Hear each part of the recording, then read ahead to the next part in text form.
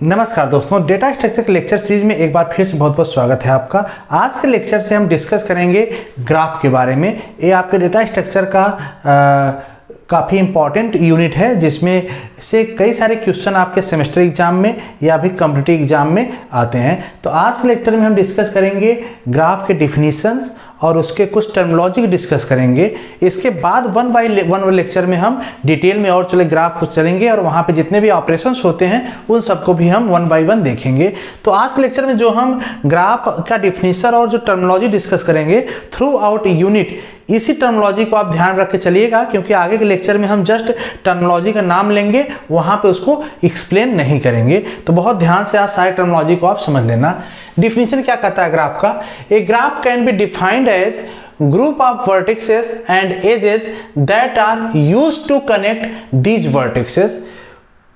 किसी भी ग्राफ में नंबर्स ऑफ वर्टेक्स होंगे, नंबर्स ऑफ एज होंगे, और सारे वर्टेक्स को कहीं ना कहीं कनेक्ट करने के लिए यूज किया जाता है एज को। मीन्स हर एज के पास जो कोई भी एज होगा वो कहीं ना कहीं दो उसके एंड पॉइंट जो होंगे वो वर्टेक्स कहे जाएंगे। ठीक है, जैसे सपोज करो कि यहाँ पे अगर एज हम एक लेते हैं, तो इस एज जो एज होगा हमेशा वो कहाँ होगा? कोई दो एंड पॉइंट होगा। जैसे एंड पॉइंट ए है, एंड पॉइंट ए है, तो इन दोनों को हम क्या कर सकते हैं? नोड कहेंगे, या फिर इसको वर्टेक्स कह सकते हैं। ठीक है, वही कहा कि सेट ऑफ वर्टेक्स होंगे और कुछ एजेज होंगे जिसको यूज करते हैं हम ग्राफ में। एक ग्राफ को अगर हम ग्राफ को और फॉर्मली डिफाइंड करें थोड़ा सा, तो ग्राफ क्या होता है? Graph consist to things. G equal to, G यहाँ रिप्रेजेंट करता है ग्राफ को, G equal to V E. Capital V और कैपिटल E है। Capital V means set of vertex and E means set of edges. ठीक है, तो कोई भी ग्राफ हम इस तरह से डिफाइंड कर सकते हैं। अब यहाँ पे अगर V और E को हम डिटेल में देखें तो उसका क्या मीनिंग है? A set of V of element called node. जो V होगा, V एक तरह से सेट ऑफ एलिमेंट होगा, उसको हम क्या कहेंगे? नोड कह सकते हैं, पॉइंट कह सकते हैं, या वर्टिक्सेस कह सकते हैं। मीन्स इस तरह से हो सकता है, जैसे V है तो V के अंदर सेट हम ले लें, suppose A B C D। अगर ऐसे करते हैं तो देन इस A को, B को, C को, D को हम क्या कह सकते हैं? या तो नोड कह सकते हैं, या पॉइंट कह सकते हैं, या फिर वर्टिक्सेस कह सकते हैं। ठीक है, ऐसे सेट ऑफ E, अगर सेट ऑफ E कोई है तो यहां पे क्या होंगे? सेट ऑफ E क्या होंगे? एज होंगे। और such that each edge in E unique pair of vertices U and V। कोई दो वर्टेक्स हैं U और V, इसी को क्या कर रहे हैं? इसको यूनिक पेयर के साथ अगर हम डिनोट करें, जैसे हम इसलिए U और V, तो यहाँ पे इसको ऐड करने के साथ हम यहाँ पे ले सकते हैं E। तो ये जो एज बना E, ये क्या होगा? Unique pair of U and V होगा। ठीक है, अगर किसी एज को रिप्रेजेंट करना है तो हम इस तरह से कह सकते हैं E इक्वल टू, कोई भी सिंगल एज अगर है, E equal to pair of V and U and V। तो इस तरह से रिप्रेजेंट किया जा सकता है। ठीक है, एक एग्जांपल देखते हैं यहाँ पे ग्राफ का। ग्राफ कैसा लुक लाइक होगा आपको? ग्राफ देखिए, कुछ यहाँ पे ग्राफ दिया हुआ है। इस ग्राफ में अगर देखें तो जो ग्राफ होगा बोला क्या? Set of vertex and edge होगा। तो सेट ऑफ वर्टेक्स कौन कौन सा है इसमें? सेट ऑफ वर्टेक्स देखें, जितने भी नोड हैं, जैसे V1, V2, V3, V4, V5, ये क्या है? Set of vertex. इसी वर्टेक्स को है यहाँ पे यूज किया गया ग्राफ के अंदर। इसी अगर हम सेट ऑफ E लें, एजेज, सेट ऑफ एज, इसमें एज कौन कौन सा है? देखिए यहाँ पे अगर एज देखें तो हर वर्टेक्स को कनेक्ट करने के लिए एज की यूज हुआ है। जैसे V1 V2 को कनेक्ट करने के लिए क्या यूज हुआ? E3। ऐसे ही ये सारे जो लाइन दिख रहे हैं इस सब को हम क्या कहेंगे? एज कहते हैं। तो इसी का सेट होगा। कौन कौन से एज है इसमें? देखिए E1, E2, E3, E4, E5, E6 and E7। देखिए तो इसमें टोटल 7 एज हैं और 5 वर्टेक्स हैं। आप काउंट भी कर सकते हैं, 1 2 3 4 5 वर्टेक्स हैं। एज देखिए 1 2 3 4 5 6 7 एज हैं। तो इस तरह से ग्राफ को रिप्रेजेंट कर सकते हैं। एक और चीज ध्यान में रखिएगा, इसके प्रीवियस यूनिट में हम बात किए थे ट्री की।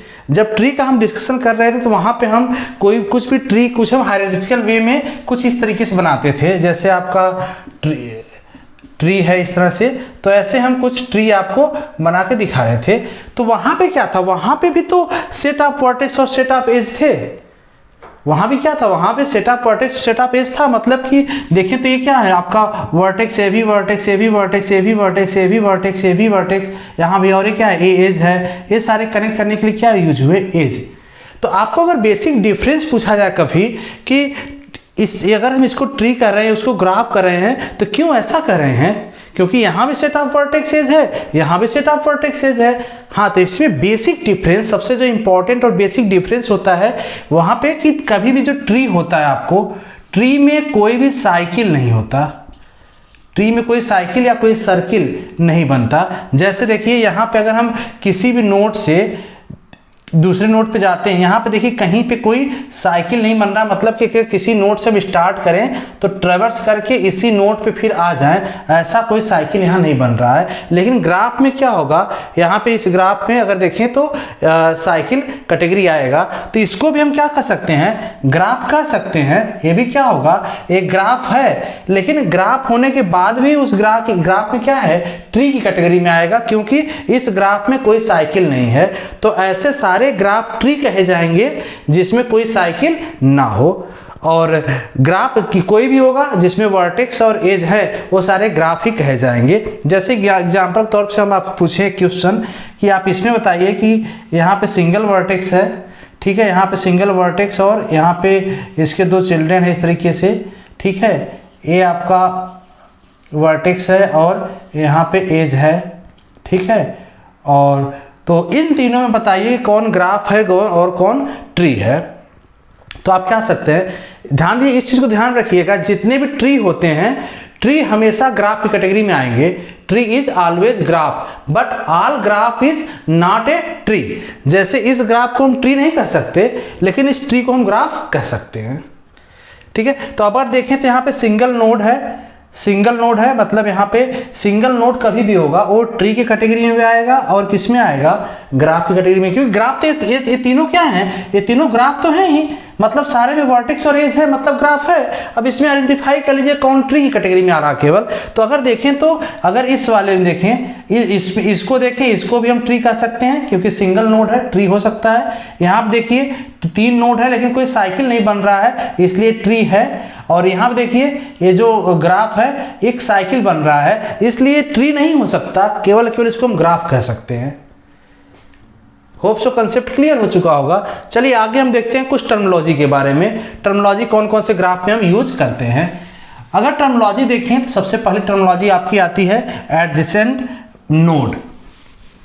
अगर हम लेते हैं सपोज E2, तो E2 देखिए जो एज है किस किस वर्टेक्स का पेयर हो रहा है। E2 कहाँ, यहाँ पे है, देखिए V2 है और V4, तो यहाँ लिख सकते हैं V2 और V4, ठीक है।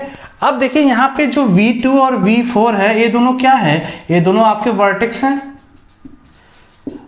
तो यहाँ पे जो वर्टेक्स होंगे इसको हम क्या कहते हैं, एडजेसेंट नोड, मतलब V2 कह सकते हैं। V2 किसके एडजेसेंट है, V2 is adjacent to V4 and V4 is adjacent to V2, मतलब ये दोनों आपस में क्या होंगे, एडजेसेंट होंगे। एडजेसेंट मतलब कि जिस एज से जिस एज पे ए कनेक्टेड है उसी एज पे ए भी है, मतलब ये दोनों किसको कनेक्ट कर रहे हैं, किसी एक एज को कनेक्ट कर रहे हैं, तो ये क्या हो जाएंगे, एडजेसेंट।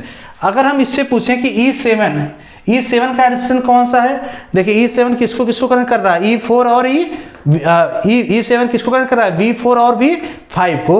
तो ये V4 और V5 क्या होंगे, अपने आप में एडजेसेंट होंगे। और किसी को देखिए जैसे E6 देखिए, V3 और V4 क्या होंगे, एडजेसेंट होंगे। इस तरह से क्या होंगे, एडजेसेंट कहे जाते हैं नोड को। डिग्री ऑफ नोड, किसी भी नोड को लीजिए, उस पे जितने भी एज कनेक्टेड हैं वो सारे क्या होंगे, डिग्री होंगे। जैसे सपोज कीजिए अगर हम निकालें V1 की डिग्री, V1 V1 की डिग्री क्या है, देखिए कितनी एज है यहाँ से 1 2 3, तो इसकी हो जाएगी 3। अगर हम देखें V4 को देखिए कितनी एज है 1 2 3, तो इसका भी कितना हो जाएगा, डिग्री हो जाएगा 3। ठीक है। अगर हम V5 का पूछें तो V5 के कितने हैं, देखिए यहाँ पे है 1, तो इसका हो जाएगा 1।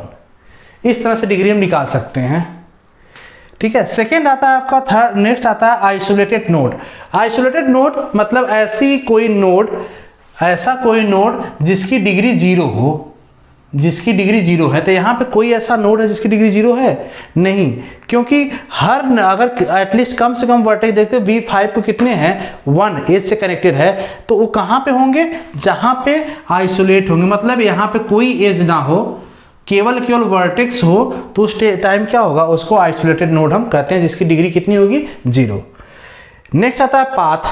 पाथ क्या होगा, देखिए पाथ किसी भी वर्टेक्स से दूसरे वर्टेक्स तक पहुंचने के लिए जो हम रूट फॉलो करते हैं उसी को हम क्या कहते हैं, पाथ।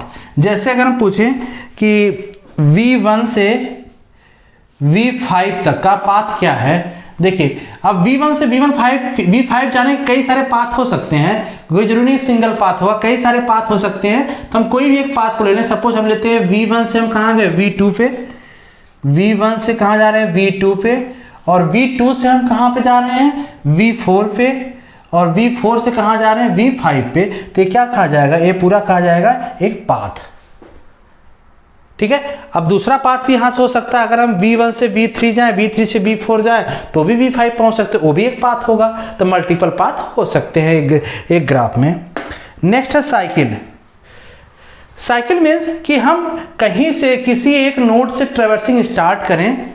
जैसे सपोज करो हम V1 से ट्रैवर्सिंग स्टार्ट कर रहे हैं और हम फिर यहाँ से अदर नोड से होते हुए फिर से यहीं पे आ जाएं, तो क्या हो जाएगा, वो एक साइकिल हो जाएगा। जैसे अगर यहाँ पे पूछे एक साइकिल हमें बताएं आपको, तो साइकिल क्या हो सकता है, जैसे सपोज करो V1 से हम स्टार्ट किए, V1 से गए हम V2, V2 से गए V4, V4 से गए V3, V3 से फिर कहाँ आ गए V1, तो यहाँ पे क्या होगा, एक साइकिल हो गया। हमेशा साइकिल में जो पाथ होंगे, जो स्टार्टिंग होगा और जो लास्ट होगा वो सेम होगा। जब भी हम साइकिल का पाथ देखेंगे, किसी भी साइकिल का पाथ, वहाँ पे स्टार्टिंग वर्टेक्स और लास्ट वर्टेक्स क्या होगा, सेम होगा। मीन्स जहाँ से स्टार्ट किए वहीं पे एंड कर रहे हैं, और उसके बीच में नंबर्स ऑफ नोड आ सकते हैं, नंबर ऑफ एज भी आ सकते हैं। तो क्या हो जाएगा आपका साइकिल।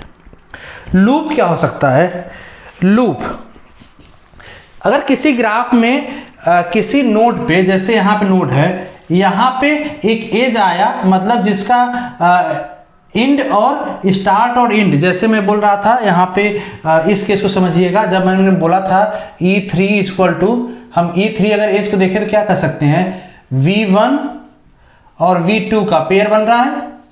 अगर हम E1 को देखें तो यहाँ पे पेयर क्या बन रहा है, यहाँ पे V2 और V2 दोनों बन रहा, मतलब कि जब यहाँ पे सेम वर्टेक्स हो, मतलब स्टार्ट और एंड दोनों क्या सेम ही वर्टेक्स हो, उस टाइम हम क्या कहते हैं, लूप कहते हैं। ठीक है। और इसकी डिग्री कितनी काउंट होती है, 2। इसकी डिग्री कितनी काउंट होगी, 2 डिग्री काउंट होगी। अगर इसलिए हम V2 को पूछें कि इस V2 की डिग्री कितनी है, तो V2 की डिग्री देखिए, एक तो एक एज हो गया, एक एज हो गया, और ये एज जो है हो रहा है 2 बार, एक बार इस साइड से एक बार इस साइड से, 2 बार काउंट हो रहा है, तो इसलिए इसकी डिग्री कितनी हो जाएगी, 4। ठीक है। नेक्स्ट आता है पैरेलल एज। अब किसी ग्राफ में हो सकता है कि 2 ऐसे एज हों जिसका एंड और स्टार्ट सेम हो, तो यहाँ पे ऐसा कोई है जिसका एंड वर्टेक्स और स्टार्ट वर्टेक्स दोनों का सेम है, लेकिन मोर देन 1 एज वहाँ पे गए हों।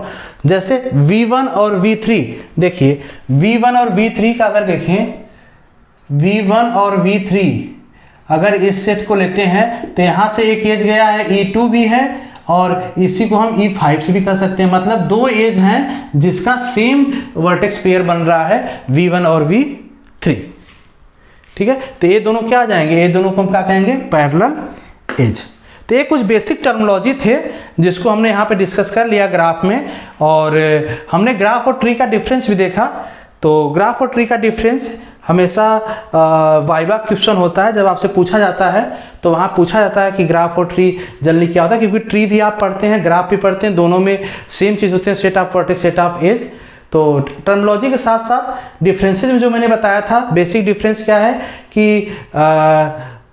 Every tree is a graph but every graph is a not tree, और tree doesn't contain any cycle, कभी भी कोई साइकिल, जैसे मैंने बताया यहाँ पे जो साइकिल बनेगा इस तरह से साइकिल, ऐसा कभी भी साइकिल वहाँ पे नहीं बनता ट्री में। ग्राफ में ऐसा हो सकता है, जो केवल ग्राफ की कैटेगरी में आएंगे, मतलब ट्री की कैटेगरी में नहीं आएंगे, वहाँ पे केवल ऐसा कंसेप्ट हो सकता है, और सारे ट्री को तो हम ग्राफ कह ही सकते हैं।